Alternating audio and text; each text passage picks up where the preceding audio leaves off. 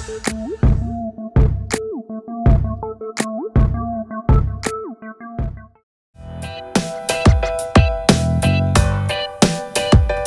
film is easy or tough. It depends on how your unit is. If you have a great unit where you're looking forward to even waking up at 4 a.m. in the morning and going to the set and working for a script that you believe in with the people that you really enjoy, then nothing is difficult. Like in a film like Chauranga, I think that was the process, and it was pretty organic because Vikas comes from the region where this whole story is set. So in terms of the dialect or the detailing that the characters sort of need to imbibe is something that, of course, we did a bit of research in the villages there, but Vikas was helping us more than anything else. Like for me personally, I have two young boys playing my son in the film, and I had a great rapport with them. And I remember the first day they came to my room for rehearsals, and they were really very neatly dressed, oiled hair with their scripts, and they knocked my room and said, "Ma'am, we're here for rehearsals." And I looked at them, I'm like, "Oh, these are the two boys."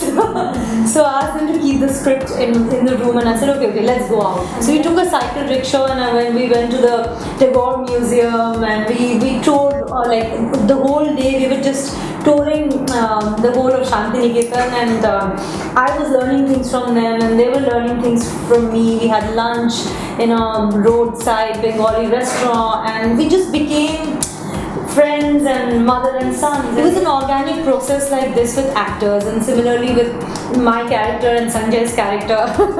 We had one quote-unquote cowshed scene, which was the top of the most erotic scene of the film, which was talked about throughout the shooting. We were like, when are we doing the cowshed scene? When are we doing the cowshed scene? And Vikas, I think, was a little nervous. I have no idea of actually witnessing a love-making scene in cowshed. In the cowshed. He had written it, and now we were like, Sanjay and I like, whenever we'll do it. So, but Vikas is like, so he pushed it right till the end. And later I also realized that it was a good idea to push it till the end, because that whole hay is a little, itchy. So, yeah, I was really worried that I hope Vikas wouldn't ask us for a workshop. You actually wanted There was one scene, we workshopped the entire film. There was one scene which was carved out. I said, why is that? That needs to be natural. I think sometimes it is.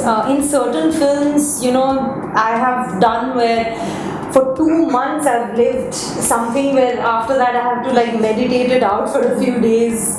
But in Chauranga, there were two advantages I think we had.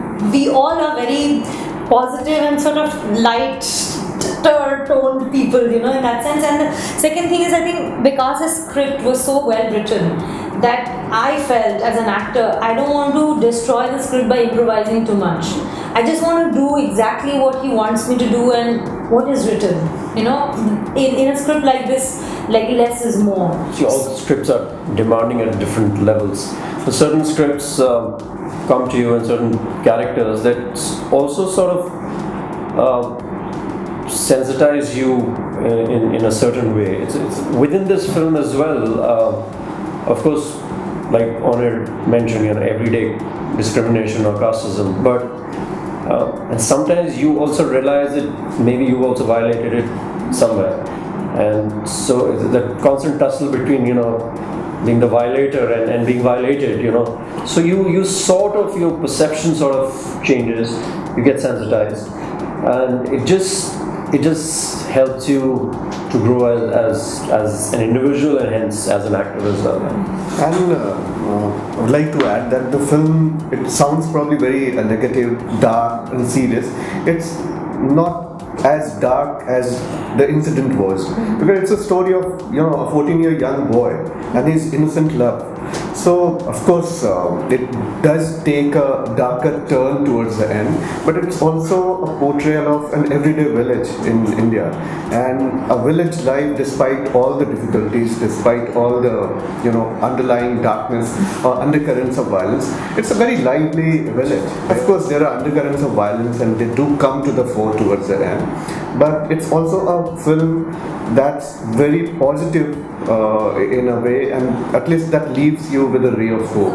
There are two kinds of sadness that I believe. There's one which is poetic sadness, which leaves you with a melancholia that you sort of like, and I think that's what Chauranga does. And then there's this depressing sadness, which this film is not. There is a melancholic sadness to all our lives, which we also enjoy, and we definitely enjoy that in pieces of art and poetry, and that's exactly how. But this boy's biggest challenge, the protagonist's biggest challenge is he wants to tell the girl he really likes her. Yeah. So now, how is he going to do that? And today, when you're asking youngsters, this is the first love letter bit. So, and in days of WhatsApp and BBM, love letter happening. Most of them say, we've never written one and we've never received one. Yeah. So it also makes you think that, remembering first love letter and sweet memories and things. So the biggest challenge for that boy is now, how do I tell her I love her? Everybody kept warning me against that you are taking two biggest challenges in your life. You are working with kids and you are working with so many animals. I was Not us, I mean. But when I met Riddhi, this 15-year-old boy who plays the older brother in the film for the first time, I said, I have read the script. And then I asked him generally, so what do you think about the script? And his answer left me, means pulling my hair. This is simply not possible coming from a 15-year-old kid. He was talking about postmodernism, he was talking about Camus and Kafka. So I probably... He's a Bengali kid. Best part of shooting in Bengal. Talk about Soham. The boy, the protagonist, he is somebody who doesn't need kind of preparation. He's so spontaneous. He, first of all, he was the perfect age for the role. He was 13. I was looking for a 14-year-old boy. He turned 14 during my second schedule. We celebrated his birthday during the shoot, his 14th birthday. And he had the right voice, something I always wanted, but I had never hoped that I will probably get an actor will have that adolescent, sweet and so voice. And Soham had everything, and he's so spontaneous. And I saw him gradually transforming into this Sandhu. He puts a gun on it. I think it was more difficult. Just lie. It was more difficult for Sanjay because he had to do a double role. He had to deal with all the production hassles, but at the same time he had to also play his role. It wasn't any difficult for me. It was all the more easier because I didn't have to deal with the tantrums of an actor. The actor was the first one to be on the set. That's not what you told me. The actor didn't need a vanity van and all that, so he was always worried about money.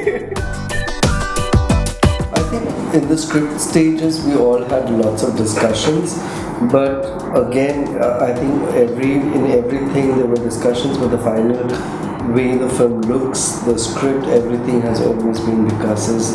Unless in some times when Vikas would say that, what do you think, should we do it? That would be the only time I would interfere in the look of the thing. My only problem was how to meet his demands of I want bats, I want this snake like this. No, but it was fun, and it was like how Connor enjoys his freedom, and I hope we were able to give you that freedom.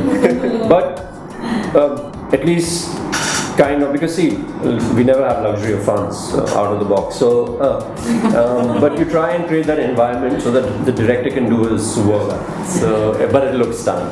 End of the day, that visual that he's been able to create with his DOP debut cinematographer from SRFT at Ramanujan, I think the look, Stunning. the world they've been able to create is exotic by itself. But so less to be, there are two aspects to this. I've been trying to analyze it. Yeah, one, no great offers to be honest, and but I'm also the kind of a person who hates waiting. The downtime as an actor, it's not me. My last sighting, I would say sighting is like, oh, dikha dikha dikha, so was in Heroine, and so after that we were just busy producing Chauranga, then Honor's next Shab, and then there's a psychological thriller, My Birthday Song. So that consumed me as a producer actor, and but at the same time, yeah, no exciting offers coming my way. Yeah, and after producing, I also understood. I think, I mean, you know, it's no to be blamed. I don't have any grudges. I don't get depressed. If my film does well, actually, I'm sure the phones are ringing. So it's a business. It's a very expensive art form. So I understand that as well.